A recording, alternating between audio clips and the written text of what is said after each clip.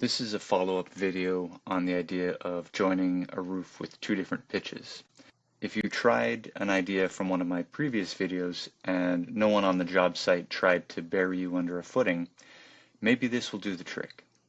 So in this video, I'm going to try and talk about keeping the top plate the same height. In a previous video, I did a version where the overhang is kept the same, so a 5 and 12 and a 3.5 and 12. And I kept them the same overhang, but the roof plate height, the top plate, ended up different. So you can check that out if you want to see that version. This version is going to be where I try to keep the top plate the same. So if I go around back here, you can see that the top plate is the same, even though these are two different pitched roofs. So there's a few things to notice on this. The first one is that just like with the other version, the fascia boards do not want to line up, so you'd have to do some trimming to get those to line up. Another thing you'll notice if I delete the plywood is that the overhang is very different. You can also see that what Tim calls the lizard's tongue looks pretty weird. It doesn't line up very nicely. This is the 3.5 and 12 pitch. The seat cut, the little bird's mouth, that's pretty normal. But if I spin over here to this one, I don't know if that's visible, but it's not quite right. It's a little off. And I'll get to that a little bit later. It's fairly easy to figure out the different pieces for a roof like this on a computer with 3D software, but I couldn't think of an easy way to lay this out on site. I have several roof framing books, and I went through them and I didn't find this kind of situation covered in any of my books. I got a hold of some old math textbooks, thanks Tiff, and I went through looking for a possible solution in the math textbooks. And there might be a solution in there, but I couldn't find anything that seemed to be easily usable on a job site. So math professors out there, if you know an easier way, please share it.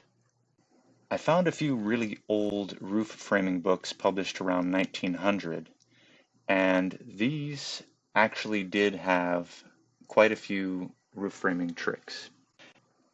This book did even cover roofs of unequal pitch, and had a nifty early version of a speed square in the back.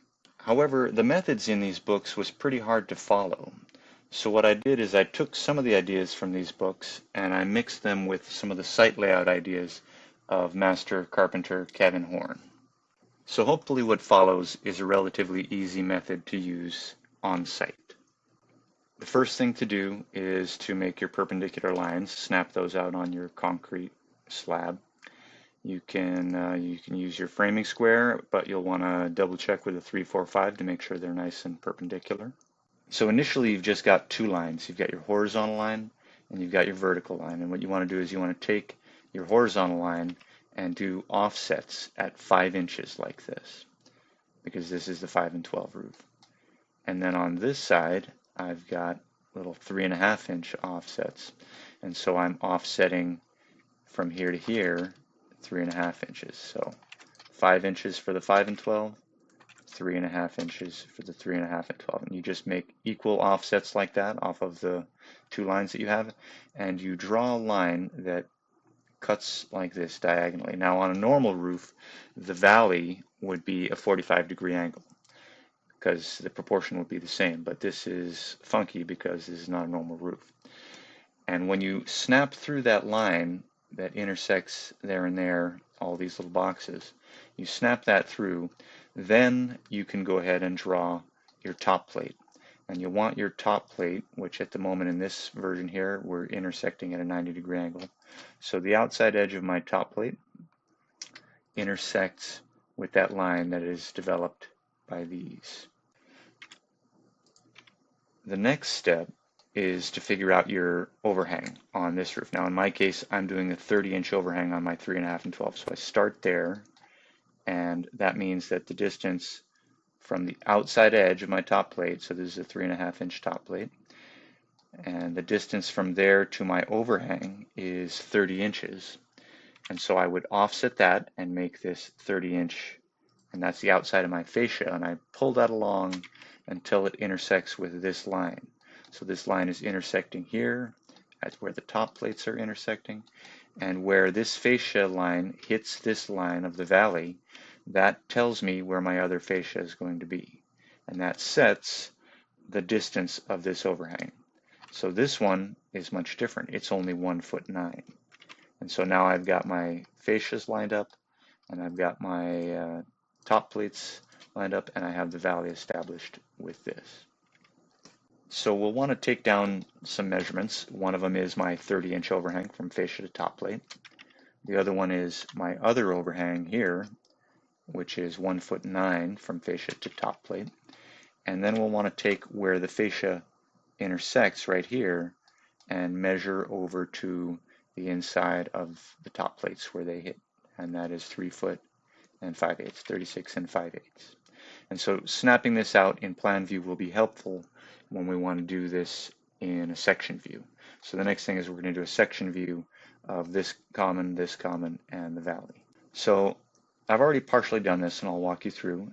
So what I've done here is, first you want this line, these are my perpendicular lines here, you want to set up your top plates to all be along this horizontal line. So you can see top plate, top plate, top plate. So those are all set, and I know that they're all at the same elevation because I want my top plates the same. Then I want to start with my normal overhang first. This is my 30-inch overhang. And so if I take my rise and my run, so this is 3.5 inches and this is 12 inches, and I take that and I drop it right to the back of the top plate like that, and I draw the slope, and I just snap that through with a chalk line like that. And then I would take this line and I would offset it the distance of my rafter, so 5.5 inches, and then I would offset again to get the thickness of the plywood.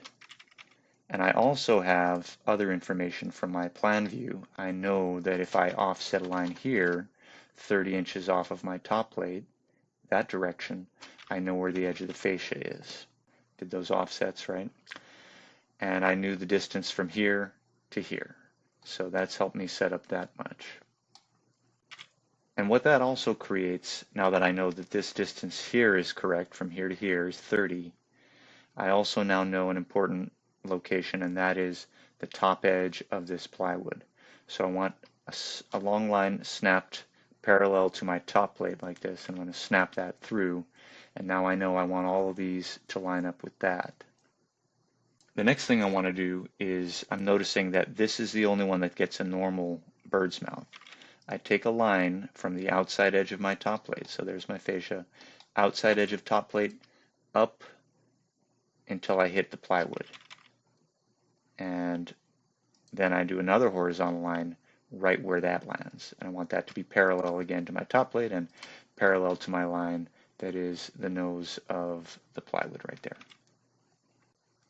And so now I'm going to move over and do the 5 and 12. And you can see I'm just transferring over, so I've got my top plate here. I take my rise and run, so I've got 12 inches there, 5 inches there. I set that up so that it is the same, that little vertical line that I did there, and I carried that horizontal over. I'm doing the same thing here. That is where my rise and my run are following, and I would snap with a chalk line that slope right there, and that would define this rafter. And then I do my offsets for plywood and the thickness of the rafter. This distance 1'9", which is what I got off the plan view. So that will tell me where the fascia lands.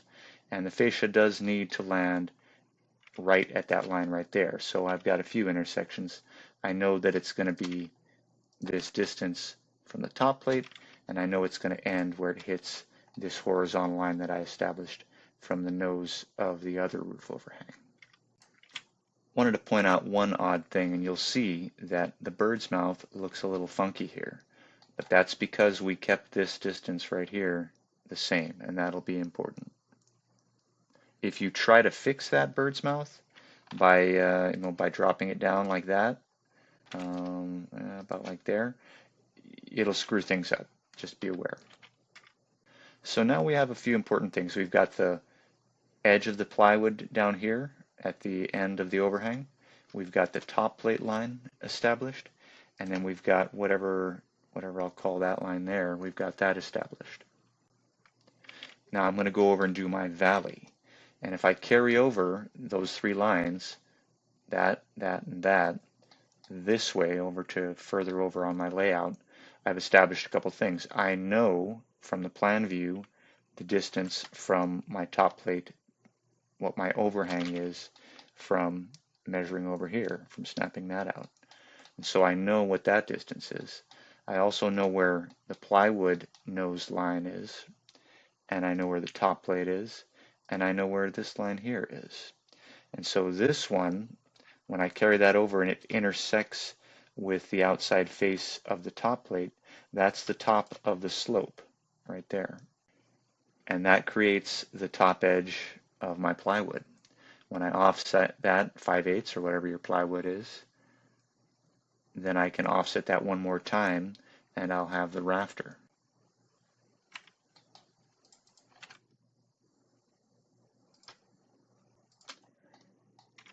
And we know that the distance from the outside of the top plate to here from the plan view, and we know that that intersects with our line over here for the other edges of the overhang. Now I already know what those angles are from just using a speed square, but it's interesting to see what this angle is. You could drop your speed square on there and figure it out. It's 13.4 degrees.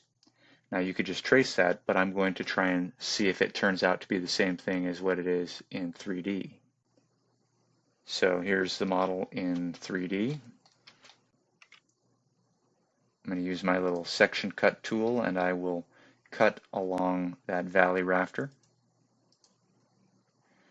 And right along there, that's the slope. And you can see that's 13.4 degrees.